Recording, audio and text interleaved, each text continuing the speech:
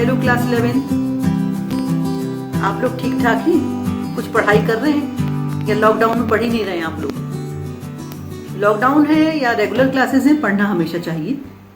देखिए, पिछले वीडियो में मैंने आपको कविता घर की याद का व्याख्या, सारांश और उसका छोटे छोटे प्रश्नों को बनाकर दिया था। मैं उम्मीद करती हूँ आपने उसको पढ़ा होगा, सुना होगा और समझ लिया होगा। आज हम घर की याद कविता के प्रश्नोत्तर डिस्कस कर लेते हैं। प्रश्नोत्तर डिस्कस करने से पहले मैं आपको कविता बहुत ही शॉर्ट में बता देती हूँ। भवानी प्रसाद मिश्र की कविता है ये कविता उन्होंने जेल से लिखी है। देश की आज़ादी की लड़ाई के लिए वो जेल गए थे। उनके पिता भी स्वतंत्रता संग्राम सेनानी थे और भवानी प्रसाद जी भी थे। बरसात का मौसम उनको बहुत पसंद था। जब वर्षा ऋतु आती है तो उनको अपना घर बहुत याद आता था। घर याद आता था, उनकी आंखें बरसती थी, लेकिन वो ये चाहते थे कि उनके घर के किसी व्यक्ति तक ये संदेश ना पहुंचे कि वो घर से दूर हैं और यहाँ पर बहुत उदास हैं।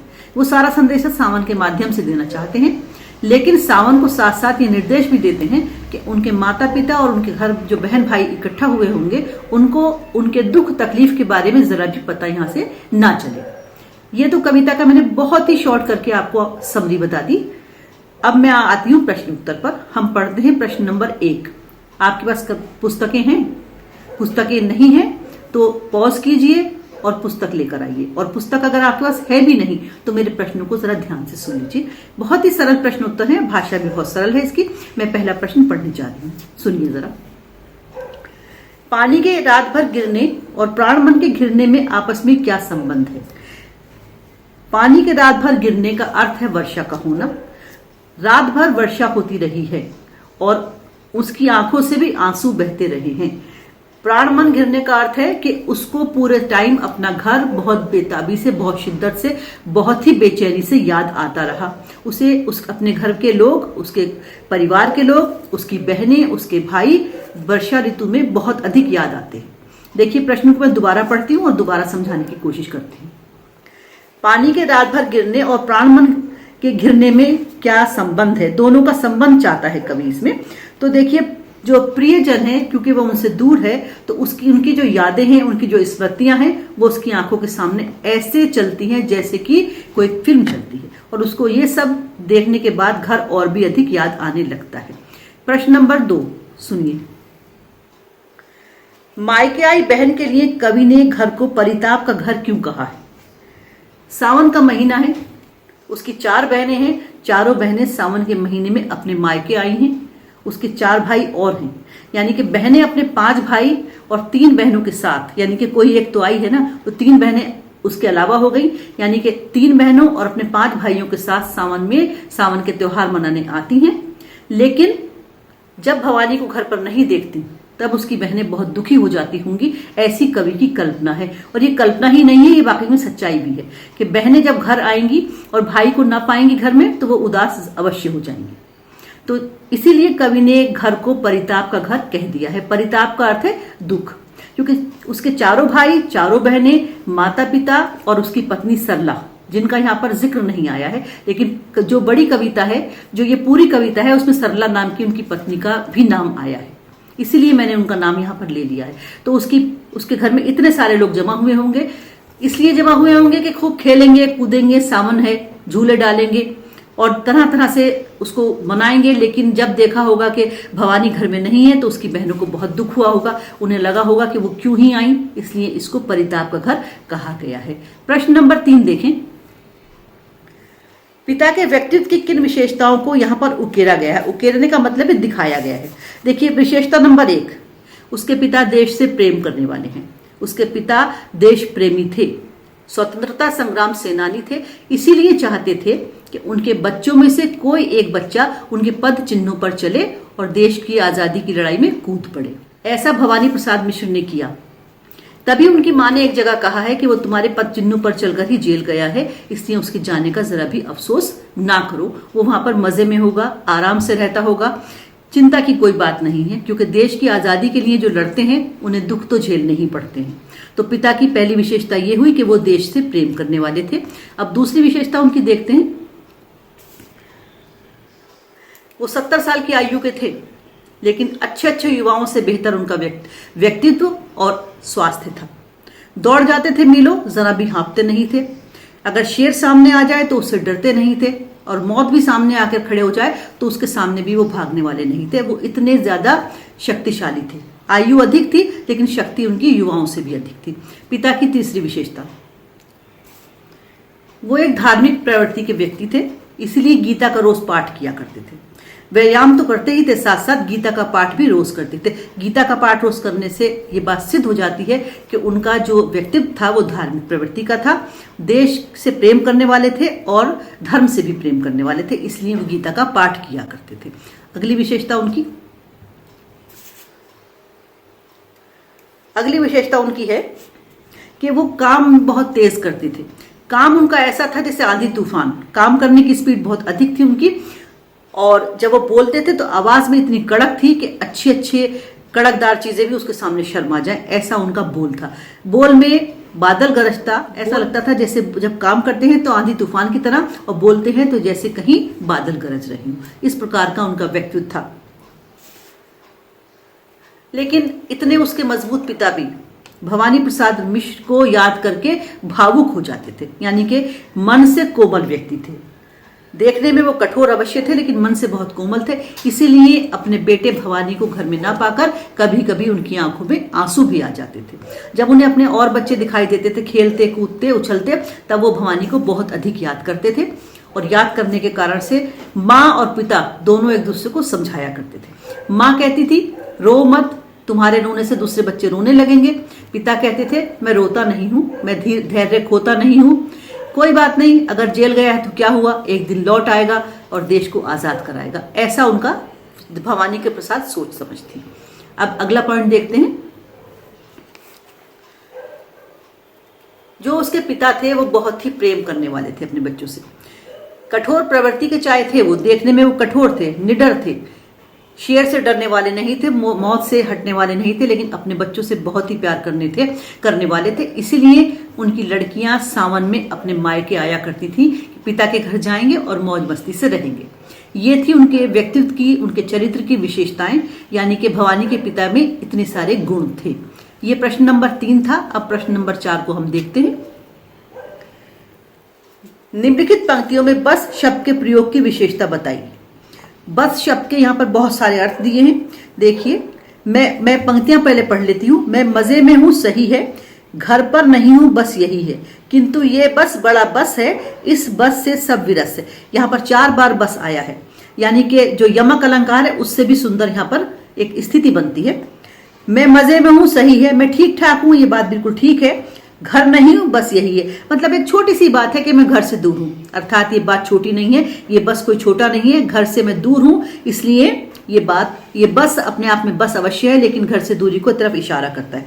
किंतु ये बस बड़ा बस है, मतलब ये बहुत बड़ी बात है कि मैं घर से दूर हूं। ये बस छोटा मोटा बस नहीं है, ये मुझे दूसरों से बहुत दूर ले गया है। और कहते हैं इस बस से सभी विरस है, कहने इस बस शब्द के कारण कि मैं घर से दूर हूं, हर चीज बेरंग हो गई है, यानी कि मेरे जीवन की सारी उत्साह, सारे खेल, सारी मौज मस्ती, सारा प्रेम मुझसे दूर हो चुका है। बस के यहाँ पर बहुत सारे अर्थ निकलते हैं। अगला प्रश्न देख लेते हैं। कविता की अंतिम 12 पंक्तियों को पढ़कर कल्पना कीजिए कि कवि अपनी किस स्थिति व मना स्थिति को अपने परिजनों से छिपाना चाहता है। अब आप ऐसा कीजिएगा कि कविता की अंतिम पंक्तियां पढ़ लीजिएगा, मैं उसके बारे में बस ऐसे ही बता देती हूँ आपको। कविता की पंक्तियां 12 वो आप मार्क कर लीजिएगा, मैं उनको बताने जाती हूँ।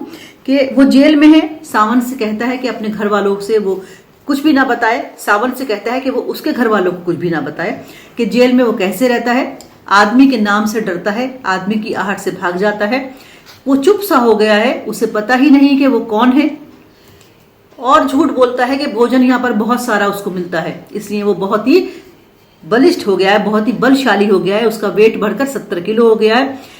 बाबा गांधी के मार्ग पर चलता हुआ वो चरखा काटता रहता है, लोग यहाँ उससे कुछ नहीं कहते, वो पढ़ता है, लिखता है, मजे से रहता है। वो अपने घर वालों को ये संदेश देना चाहता है, लेकिन सच्चाई इसके बिल्कुल अलग है। वो वहां पर ये इतना डर कर रहता है कि आदमी की आहट से भी सतर्क हो जाता है। इतना टॉर्चर करते हैं, इतना परेशान करते हैं कि अगर उसको लगता है कोई इधर आता है तो समझ नहीं पाता क्या करे क्या ना करे, ऐसा सोचकर वो चुप रह जाता है। ये अंतिम पंक्तियां हैं। उसके साथ वो ये भी अंतिम पंक्तियों में आता है कि सावन जितना बरसे लेकिन उसके घर वालों से जाकर कुछ ना संदेशा दे जिससे कि उसके घर के लोग भी बरसने लगे। बरसने का अर्थ यहाँ पर वर्षा होने से नहीं है, बरसने का अर्थ यहाँ पर उनकी आंखों से आंसू बहने से। ये 12 लाइनों में अर्थ दिया है। ये आप लोग पढ़िएगा और जरा देख लीजिएगा। अगला प्रश्न देखती हूँ क्या है। मैं देखिए, कवि पाठ्य पुस्तक के जो प्रश्न थे वो सब हमने कर लिए। अब कविता के आसपास के प्रश्न हैं उनको देखते हैं। ऐसी 5 रचनाओं का संकलन कीजिए जिसमें प्रकृति के उपादानों की कल्पना संदेशवाहक के रूप में की गई हो। ये आप जाइएगा पुस्तकालय और वहां से पढ़ के और तब लिखिएगा। अगला है घर से अलग होकर आप किस घर को किस तरह से याद करते हैं, लिखें। ये भी आप अनुभव से लिखिएगा अपने, कि जब घर से आप दूर चले जाते हैं तो अपने घर को किस किस तरह याद करते हैं। एग्जाम्पल के लिए 2-4 लाइनें बोलती हूँ। जो बच्चे छात्रावास यानी कि हॉस्टल में रहते हैं, उनको कभी घर में बहुत डांट पड़ती थी, घर में वो बहुत शैतानी करते थे, घर वाले उनसे परेशान हो गए और परेशान होकर वो सोचते हैं चलो इसको हॉस्टल कुछ दिन भेज देते हैं। तो वो बच्चा जिसको घर में बहुत डांट पड़ती थी, जिसको पनिशमेंट के तौर पर हॉस्टल भेजा गया है, लेकिन हॉस्टल में आकर वो भी अपने घर को बहुत याद करता है। घर से दूर जाने पर उसको घर की जो अहमियत है या घर की जो विशेषता है या घर क्या चीज है वो उसको वहां जाने के बाद याद आता है। छात्र इस आंसर को स्वयं करेंगे। ये दोनों जो उत्तर ऊपर के थे, जो इसके पहले वाला प्रश्न और ये वाला प्रश्न, ये सब आपको खुद करने हैं। उसके नीचे लिखा भी है कि छात्र स्वयं करें। मैं आपको सिर्फ समझाने के लिए ही इतना सा बता रही हूँ। ये आपके हो गए भवानी प्रसाद मिश्र की कविता घर की याद के प्रश्न उत्तर। बहुत ही सिंपल कविता है, इसमें कुछ बहुत अधिक है ही नहीं। अब मैं इस कविता के रस छंद अलंकार आपको बताती हूँ। देखिए, पहले हम सबसे पहले लेते हैं भाषा। भाषा इसकी खड़ी बोली है। बहुत सरल शब्दों में संयुक्त परिवार की विशेषता को उकेरा है कवि ने। संयुक्त परिवार की विशेषता मैं इसलिए कह रही हूं कि वहां पर 4 भाई, 4 बहनें, माता पिता, इतने सारे लोग एक साथ जुड़े होंगे। तो ये संयुक्त परिवार रूप में ही होता है, जो पहले बहुत देखने में आता था।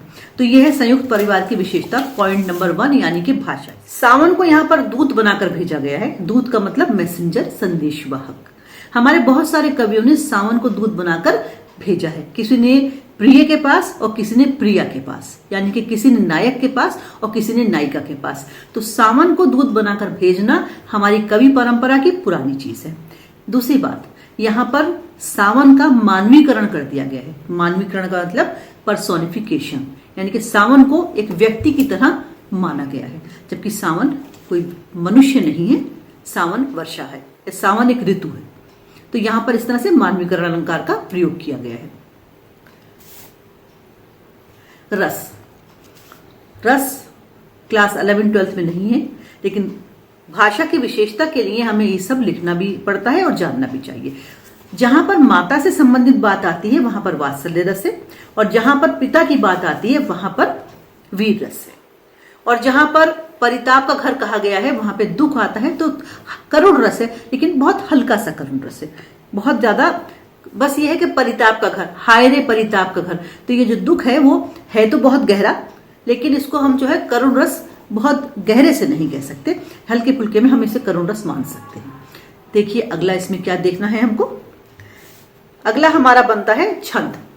ये क्योंकि आधुनिक कविता है इसलिए इसमें ये छंद मुक्त है, इसमें मुक्त छंद हम कह सकते हैं। अब हम आते हैं अलंकार पर। कविता की सबसे सुंदर चीज होती है अलंकार। पानी गिर रहा है यमक अलंकार है, क्योंकि उसके 2 अर्थ निकलते हैं, वर्षा का होना और आंख से आंसू का गिरना। तो इसलिए यहाँ पर यमक अलंकार बनता है। दूसरा है भुजा भाई उपमा अलंकार, और बोल में बादल गरजता, काम में झंझा लरजता, यहां भी उपमा बनता है। भुजा भाई यानी कि भुजा रूपी भाई या भुजाओं जैसे भाई, यहां पर बनता है हमारा उपमा अलंकार। इसमें कहीं कहीं मुहावरे भी आए हैं, जैसे सोने पर सुहागा, लीक पर चलना, पांव पीछे हटाना, कच्चा होना, डट कर झेलना, अस्त होना, ये मुहावरे यहाँ पर दिखाई देते हैं। अब इसमें कहीं कहीं प्रश्न शैली में कवि बात करता है और कहीं कहीं संवाद शैली में बात करता है। ये इस कविता की विशेषता हो गई। इसे विशेष कह सकते हैं, इसे जो है इसका काव्य सौंदर्य कह सकते हैं, इसका शिल्प सौंदर्य कह सकते हैं। इस तरह से मैंने कविता के आपको प्रश्नोत्तर बैक साइड के आपकी पाठ्य पुस्तक के और उसकी रस छंद अलंकार बता दिए। बाकी बहुत ही सिंपल कविता है। अगर इसमें से अर्थग्रहण आता है आपको तो जो भी प्रश्न आते हैं उसका उत्तर आपको बहुत आसानी से मिल जाएगा। कविता सरल हिंदी में है इसलिए, और समरी आपको याद रहेगी इसकी, इसकी, इसलिए वो शब्द जो बनता है अर्धगण वो इतना डिफिकल्ट इसका बिल्कुल भी नहीं होगा। ये था इसका प्रश्न उत्तर। इस तरह से हमारी घर की याद कविता भवानी प्रसाद मिश्र ने जो लिखी है पूरी होती है। चैनल को सब्सक्राइब कर रहे होंगे आप लोग, कमेंट बॉक्स में भी जाके कमेंट लिख रहे होंगे, नहीं लिख रहे हैं तो जरूर लिखिएगा। Thank you.